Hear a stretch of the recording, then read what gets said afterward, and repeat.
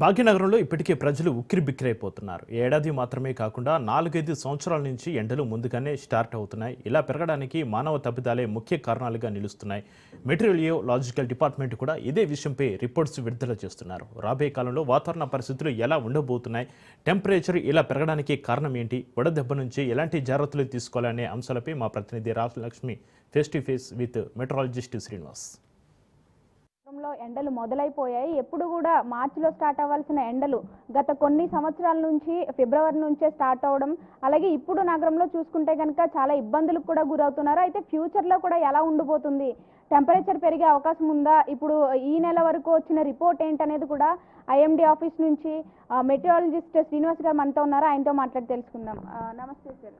నమస్తే. సో ఇప్పుడు weather report ఏమొచ్చింది, ఈ మంత్ ఎలా ఉండబోతుంది? అంటే మనకి గత కొద్ది సంవత్సరాలుగా ఈ global warming, pollution issues, environmental issues వల్ల సాధారణం కంటే టెంపరేచర్లు ప్రపంచవ్యాప్తంగా కూడా కొద్దిగా ఎక్కువగానే నమోదవుతూ వస్తున్నాయి. ఇప్పుడు దీనికి కారణాలు చాలా ఉన్నాయి. మనం ఎన్విరాన్మెంట్లో రకరకాల పొల్యూషను ప్లస్ ఇండస్ట్రియలైజేషను, సిటీస్ కాంక్రీట్ జంగిల్స్గా పెద్దగా మారిపోవడము, వీటి వల్ల ఏంటంటే మన ఎన్విరాన్మెంట్, మనకి వచ్చిన ఎన్విరాన్మెంట్ ఏంటంటే ఒక ఎయిర్ కండిషనింగ్లో ఎంత టెంపరేచర్ మనం సెట్ చేసుకుని ఉంచుకుంటామో అలాగా మానవులు నివసించడానికి అనుకూలమైన వాతావరణం ప్రకృతి ప్రసాదించింది. దాన్ని మనం కొంచెం డిస్టర్బ్ చేసుకోవడం వల్ల, మన యూసేజ్కి మనం డిస్టర్బ్ చేసుకోవడం వల్ల ఆ టెంపరేచర్స్ పెరుగుతున్నాయి. ఇది గ్లోబల్గా ఉన్న ఫినామినా. అయితే ఫిబ్రవరి నెలకి మనం గత 10 సంవత్సరాల డేటా బట్టి చూస్తే మన తెలంగాణలో కానీ దేశంలో కానీ టెంపరేచర్స్ ఒక 0.5 నుంచి 1 డిగ్రీ మోర్ రికార్డ్ అవుతున్నాయి. అయితే ఇప్పుడు సడన్గా ఎండ మండిపోతున్నట్టుగా అనిపిస్తుంది అని ప్రజలు అందరూ ఫీల్ అవుతున్నారు.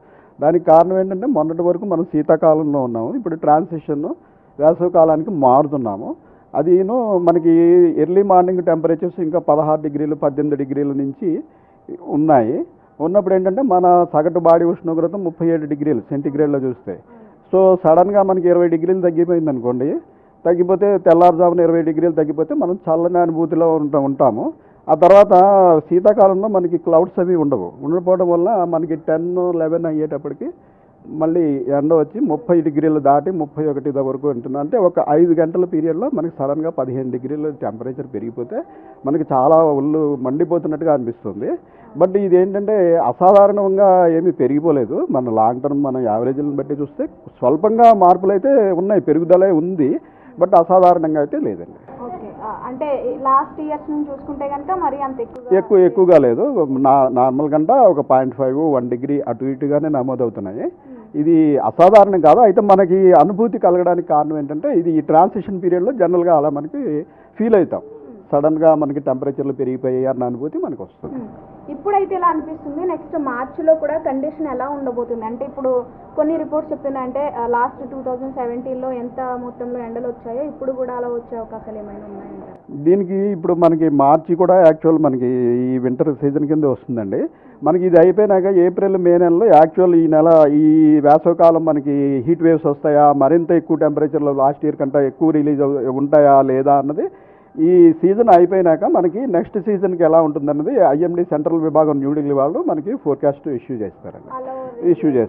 అయితే ఇప్పుడు మనకి స్టార్టింగ్లోనే ప్రస్తుతం ఫిబ్రవరి నెలలో చూసుకుంటే మనకి గత వారం 10 రోజులు బట్టి మినిమం టెంపరేచర్లు మ్యాక్సిమం టెంపరేచర్లు కూడా సాధారణం కంటే 1 నుంచి 3-4 డిగ్రీల వరకు కూడా ఎక్కువే నమోదవుతున్నాయి. చాలా స్టేషన్స్లో నమోదవుతున్న వల్ల మనం ఏం భావించవచ్చు అంటే కొద్దిగా స్వల్పంగా ఎక్కువై ఉండొచ్చు లాస్ట్ ఇయర్ కంటే అని భావించవచ్చు. అది ప్రస్తుతం ఒక అంచనా మాత్రమే. సీజన్ చేంజ్ అయింది, అలాగే ఇప్పటి నుంచి ఎండలు కూడా వచ్చే అవకాశం ఉంది, ఎక్కువగా ఇప్పుడు కనిపిస్తున్నాయి. సో ఇలాంటి టైంలో ఎలాంటి జాగ్రత్తలు తీసుకోవాలి ప్రజలు అంటారు? పోయే కొద్దీ ఇప్పుడు మనకి వేసవికాలం టెంపరేచర్స్ పెరుగుతుంటాయి, దీనివల్ల వడదెబ్బ తగలటం ఇటువంటివి ఎఫెక్ట్స్ అన్నీ ఉంటాయి. కాబట్టి పోను మనకి మెయిన్ ఎండ ఉండే పీరియడ్ మార్నింగ్ 11 గంటల నుంచి 4 గంటల మధ్యన బయట పనిచేసే వాళ్ళు జాగ్రత్తలు ఎక్కువ తీసుకోవటం, తలభాగం కవర్ అయ్యేలా చూసుకోవడం, మనకు అవసరమైతే తప్ప ఆ టైంలో ప్రయాణాలు చేయకుండా ఉండడం, తర్వాత వాటర్ ఇంటేక్ ఎక్కువ చేసుకుని డీహైడ్రేషన్ కాకుండా చూసుకోవడం, ఇటువంటివి చేసుకోవడం ద్వారా మనం రక్షించుకోవచ్చు. సో ఇప్పుడు శ్రీనివాస్ గారు చెప్పినట్లుగా మనం చూసుకున్నట్లయితే కనుక ఈ సంవత్సరం మాత్రమే కొత్తగా ఎండలు ఏం పెరగలేదు. ప్రతి ఇయర్ కూడా లాస్ట్ 4-5 ఇయర్స్ నుంచి కూడా ఇదే రీతిలో పెరుగుతుండడం వల్ల దీనివల్ల ప్రజలు అంతగా భయపడాల్సిన అవసరం లేదు.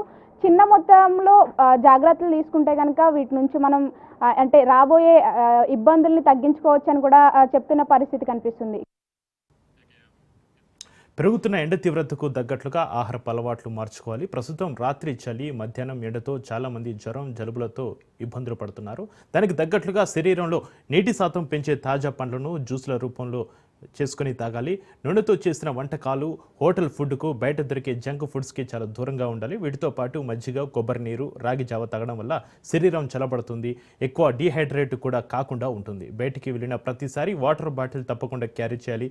చర్మ రక్షణగా మాస్కులు వేసుకోవడం లాంటి జాగ్రత్తలు తీసుకోవాలి. ఇవి ఇప్పటివరకున్న అప్డేట్స్. చూస్తూనే ఉండండి రాజ్ న్యూస్.